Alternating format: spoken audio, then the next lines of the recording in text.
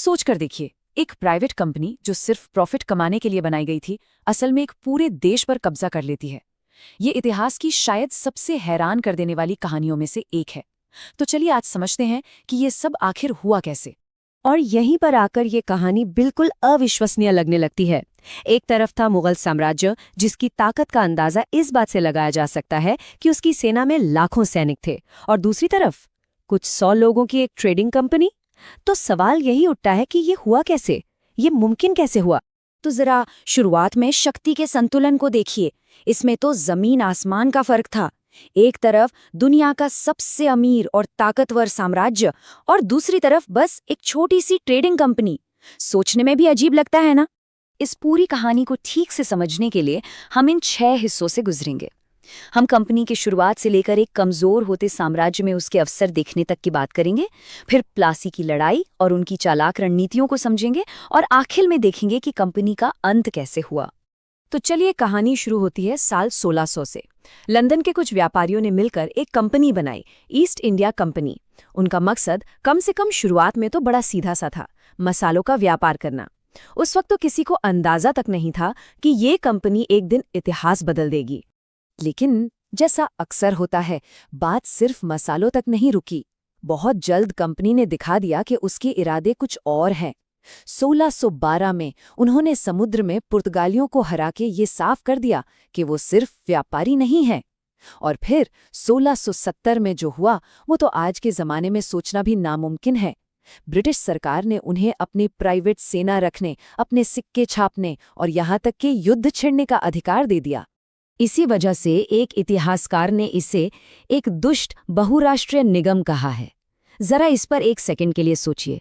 कल्पना कीजिए कि आज की कोई बहुत बड़ी टेक कंपनी अपनी खुद की सेना बना ले। सुनने में ही अजीब लगता है ना? पर ईस्ट इंडिया कंपनी ठीक यही कर रही थी। तो एक तरफ तो ये कंपनी लगातार ताकतवर होती जा रही थी, लेकिन इस कहानी का दूसरा और शायद सबसे जरूरी हिस्सा उस वक्त हिंदुस्तान में चल रहा था। यहाँ सदियों से राज करने वाले मुगल साम्राज्य की नींव अब हिलने लगी थी, और कंपनी की नज़र इन दरारों पर गड़ी हुई थी। इस कमजोरी की शुरुआत हुई साल 1707 से। इस साल आखिरी महान मुगल बादशाह औरंगजेब की मौत हो गई। औरंगजेब वो ताकत था जिसने पूरे साम्राज्य को एक साथ एक मुट्ठी में बांध कर रखा था। जैसे ही वो गया, केंद्र की शक्ति खत्म हो गई और एक बहुत बड़ा पावर वैक्यूम बन गया। और इस वैक्यूम को भरने के लिए कोई नहीं था सिवाय अफरा तफरी के। गद्दी के लिए आपस में लड़ाइयां शुरू हो गईं। मराठों जैसी क्षेत्रीय ताकतों ने मुगल इलाकों पर कब्जा करना शुरू कर दिया। ऊपर से विदेशी हमलावरों ने दिल्ली को तबाह कर दिया। इन सब चीजों ने मिलकर उस विशाल साम्राज्य को अंदर से खोखला कर डाला। और इसी उथल-पुथल और कमजोरी के बीच कंपनी को अपना मौका दिख गया। एक टर्निंग पॉइंट, एक ऐसी लड़ाई जिसने सब कुछ बदल कर रख दिया। साल था 1757। जगह थी प्लासी। मैदान में एक तरफ थे बंगाल के नवाब सिराज उद दौला अपनी 50,000 की फौज के साथ, और दूसरी तरफ कंपनी के सिर्फ 3,000 सिपाही। कागज पर तो ये कोई मुकाबला था ही नहीं। तो फिर हुआ क्या? कंपनी जीती कैसे? जवाब मिलिट्री पावर में नहीं है, जवाब है धोखे में, गद्दारी में। कंपनी ने लड़ाई से पहले ही नवाब के अपने कमांडर मीर जाफर के साथ एक सीक्रेट डील कर ली।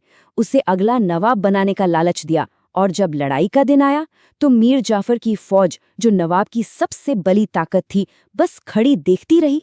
प्लासी की जीत सिर्फ एक मिलिट्री विक्ट्री नहीं थी, इसने कंपनी को सत्ता का स्वाद चखा दिया था। और अब उन्होंने पूरे हिंदुस्तान पर कब्जा करने के लिए एक कॉर्पोरेट प्लेबुक तैयार किया, जो सीधी लड़ाइयों से कहीं ज्यादा स्मार्ट और असरदार था। उनकी सबसे चालाक रणनीतियों में से एक थी सहायक संधि। सोचिए, वे भारतीय राजाओं के पास जाते थे और कहते थे, देखिए, आपको इतनी महंगी आर्मी रखने की क्या जरूरत है? हम हैं ना आपकी सुरक्षा के लिए, बस आप हमें उसके लिए पैसे दे दीजिए। सुनने में तो बड़ा अच्छा लगता है ना? लेकिन ये एक बहुत खतरनाक जाल था। और ये जाल काम कैसे करता था? बहुत सिंपल। कंपनी प्रोटेक्शन के लिए इतना भारी पैसा मांगती थी कि राजा जल्द ही कर्ज में डूब जाता, और जैसे ही वो पेमेंट नहीं कर पाता, कंपनी फाइन के तौर पर उसके राज्य का एक हिस्सा हड़प लेती। धीरे धीरे बिना एक गोली चलाए पूरे के पूरे राज्य कंपनी के हो जाते थे। उनका एक और हथियार था, व्यपगत का सिद्धांत या डॉक्ट्रिन ऑफ लैप्स। इसका नियम बिल्कुल सीधा और बेहद क्रूर था। अगर किसी राजा की मौत बिना बेटे के हो जाती तो उसका राज्य सीधे कंपनी का। गोद लेने की सदियों पुरानी भारतीय परंपरा को उन्होंने एक झटके में नकार दिया और इसी पॉलिसी से उन्होंने झांसी, सतारा, अवध जैसे बड़े बड़े राज्यों को निगल लिया। तो इन सब रणनीतियों का नतीजा क्या हुआ? धीरे धीरे कंपनी अब सिर्फ एक ट्रेडिंग कंपनी नहीं रही, वो एक शासक बन गई थी। और जल्द ही एक वक्त ऐसा आया जब उन्होंने व्यापारी होने का दिखावा करना भी छोड़ दिया और खुलेआम सरकार बनकर बैठ गई।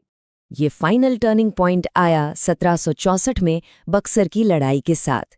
इस बार सामने सिर्फ एक नवाब नहीं था, इस बार सामने थे 3 बड़े भारतीय शासक, जिसमें खुद मुगल बादशाह भी शामिल थे, और कंपनी ने उन सबको हरा दिया। इस जीत के बाद उन्हें लगा कि अब कठपुतली शासकों के जरिए राज करने का क्या फायदा, जब हम खुद ही राजा बन सकते हैं।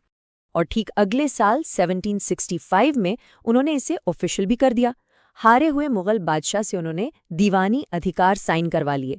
ये एक कानूनी शब्द है जिसका सीधा सा मतलब था कि अब से हिंदुस्तान के सबसे अमीर सूबों बंगाल, बिहार और उड़ीसा का सारा टैक्स रेवेन्यू सीधा कंपनी के खजाने में जाएगा। एक प्राइवेट कॉर्पोरेशन अब ऑफिशियली एक सरकार थी। लेकिन इस तरह से सिर्फ लालच और जुल्म के बल पर आप हमेशा के लिए एक देश पर राज नहीं कर सकते। और आखिरकार लगभग 100 साल के शोषण के बाद हिंदुस्तान के लोगों के सब्र का बांध टूट गया और यहीं से शुरू होती है कंपनी के अंत की कहानी। वो साल था 1857। कंपनी की अपनी ही फौज के भारतीय सिपाहियों ने बगावत कर दी और ये आग इतनी तेजी से फैली कि जल्द ही पूरा उत्तर भारत इसकी चपेट में आ गया। इसे भारत का पहला स्वतंत्रता संग्राम भी कहते हैं।